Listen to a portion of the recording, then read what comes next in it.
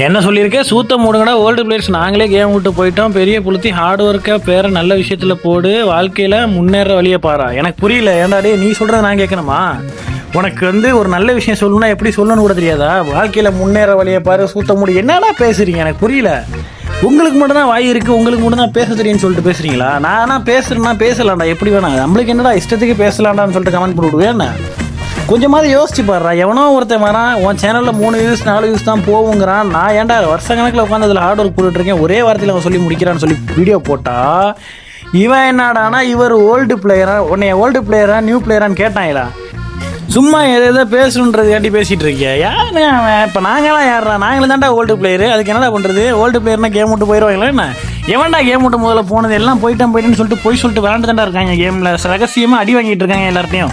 இப்போ இருக்கிற new player ஒளிஞ்சு உட்காந்து அடிச்சிட்டு இருக்காங்க. அதான் பிஆர் சிஎஸ். ஓகேவா? டாடா கைஸ், அடுத்த வீடியோவில் பார்க்கலாம்.